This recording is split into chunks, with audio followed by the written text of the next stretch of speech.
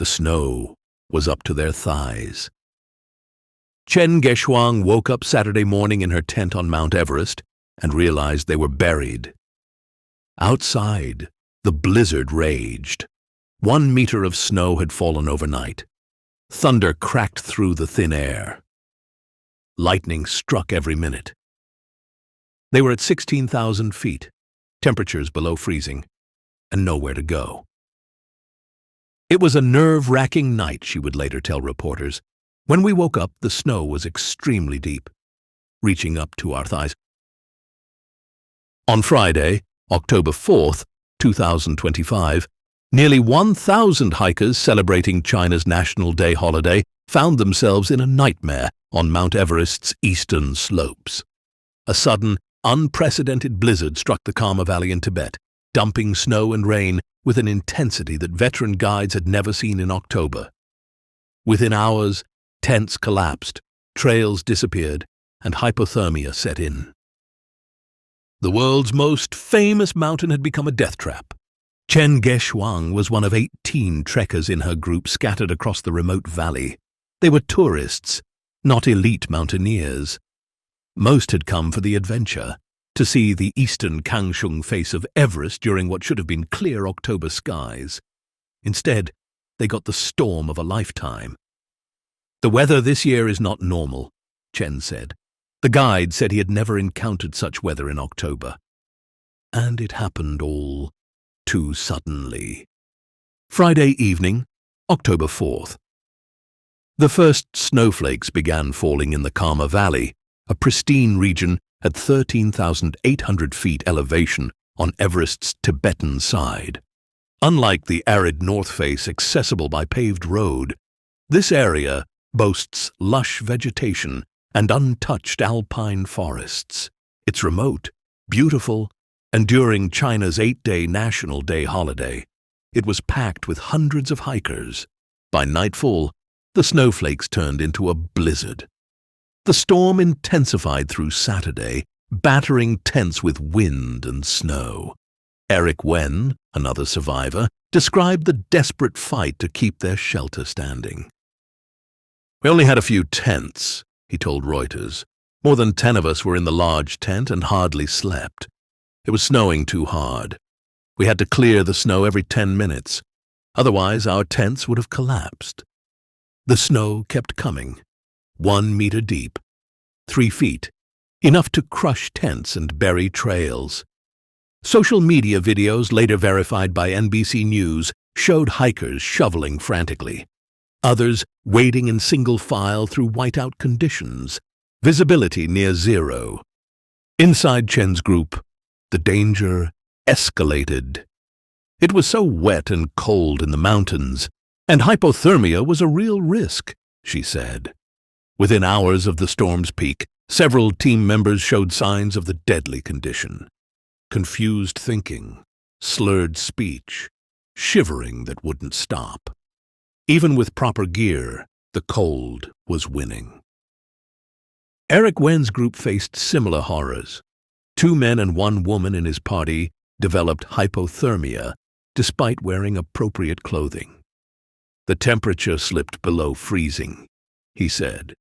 "When you're above 16,000 feet and soak through, proper gear isn't always enough. Your body burns through heat faster than you can generate it. Sleep becomes impossible. Every minute is a fight for warmth." By Saturday evening, Tibet's Blue Sky Rescue Team began receiving distress calls. Tents collapsing under snow, hypothermia victims unable to move, trails completely blocked. The Tibetan regional government mobilized immediately. But reaching the trapped hikers wouldn't be easy. The same snow that buried the campsites had blocked every access road. Saturday night brought the worst conditions yet. Thunder echoed through the valley. Lightning strikes illuminated the swirling snow. Chen Geshuang and her team huddled together, wondering if they'd survive. "It was a nerve-wracking night," she recalled. "The longest night of their lives." Before we explore what happened next in this dramatic rescue, If you're gripped by this survival story, hit that like button and subscribe for more breaking news coverage. Now let's see how rescuers pulled off one of Everest's most challenging operations. Sunday morning, October 6th. The storm finally began to ease. Chinese authorities launched a massive coordinated rescue operation. The challenge: nearly 1,000 people scattered across multiple campsites in one of the most remote regions on Earth, with every trail buried under snow.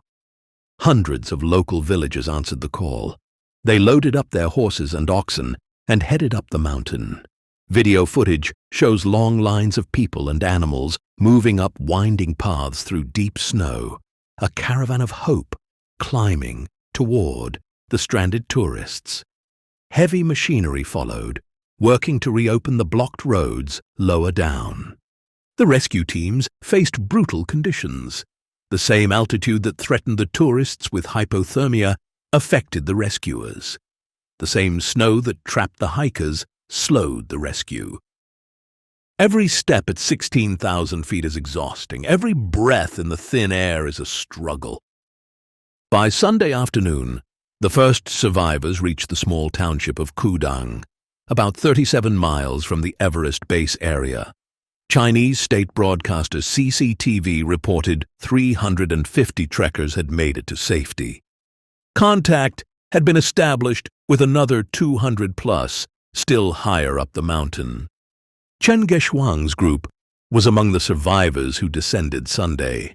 After the longest night of her life, after watching team members develop hypothermia, after hours of uncertainty, she stumbled into Kudang.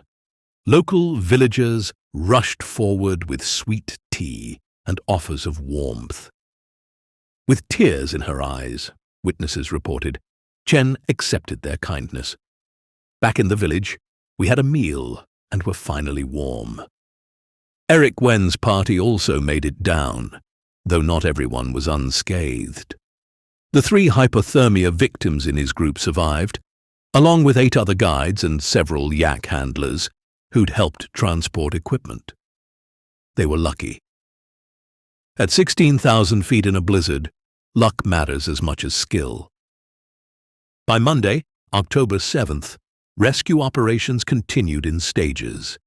Authorities reported contact with all remaining trapped hikers. No one was unaccounted for. The plan: bring them down in groups under escort, clearing paths as they go. The Tingri County Tourism Company suspended all ticket sales and closed the Everest scenic area until further notice. The storm's impact extended far beyond the trapped tourists. This was part of a massive weather system hammering the Himalayas on both sides of the mountain. To the south in Nepal, the same storm system triggered catastrophic flooding and landslides. Heavy rains pummeled eastern and central Nepal starting Friday. The same day, the blizzard struck Tibet. By Monday, at least 52 people were dead in Nepal. The Alam district, directly across the border from the Everest rescue zone, was devastated. 37 people died there in separate landslides. Entire villages swept away, roads destroyed, bridges washed out. 9 people missing, swept away by floodwaters. 3 others killed by lightning strikes. The Bagmati River in Kathmandu rose 2 meters above safe levels, flooding entire neighborhoods. The Koshi River surged to twice its normal volume, forcing authorities to open all 56 sluice gates at the Koshi Barrage. All major routes into Kathmandu were cut by landslides. Domestic flights were grounded Saturday due to poor visibility. 1 family of 6 died in their sleep when a landslide crushed their home in Elam. 4 trekkers were swept away by a swollen river in the Langtang Conservation Area. The death toll kept rising as rescue teams reached more remote villages. In India's Darjeeling district, bordering Nepal, at least 18 more died in floods and landslides. 2 iron bridges collapsed. Tea plantations flooded. The total regional death toll exceeded 70 people across 3 countries. Climate scientists noted the unusual timing and severity. October is supposed to be peak trekking season in the Himalayas. The monsoon ends in mid-September, leaving clear skies and stable weather. The weather this year is not normal, Chen Geshuang's guide told her. He'd been leading treks for years and had never seen anything like this in October. The same pattern appeared in Nepal. "This is extremely unusual for early October," said one disaster management official. The monsoon had supposedly ended weeks ago. Instead, the region got hit with storms more typical of peak monsoon season in July or August. By Monday evening, Chinese authorities confirmed the rescue operation was proceeding as planned. The remaining 200-plus hikers would descend in stages over the coming days. Paths were being cleared.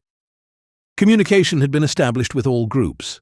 No fatalities had been reported among the trapped tourists, though several hypothermia cases required medical attention. The story highlighted the growing unpredictability of Himalayan weather. The Karma Valley, first explored by Western travelers a century ago, remains a pristine part of the Everest region. Unlike the crowded North Face, with its paved road access, this area offers lush vegetation and untouched beauty. But that remoteness becomes deadly when weather turns. Mount Everest, known as Mount Komolangma in Chinese, straddles the border between China and Nepal. The peak stands at 29,029 feet. The trapped tourists were at about 16,000 feet. Not attempting to summit, just trekking in the scenic valleys below. Even at that low elevation, the combination of sudden snow, freezing temperatures, and thin air created life-threatening conditions within hours. The rescue operation showcased the best of human response to crisis. Villagers mobilized without hesitation, leading their animals up dangerous trails. Rescue teams worked around the clock. Local government coordinated heavy machinery and staged evacuations. The Blue Sky Rescue Team responded to every distress call. Chen Geshuang's tears, when she reached safety, weren't just from relief. They were gratitude for the villagers who climbed through the storm to save strangers. Eric Wen's story of clearing snow every 10 minutes showed the thin line between survival and catastrophe. The hypothermia victims who made it down alive owed their lives to teammates who kept them warm through the coldest hours.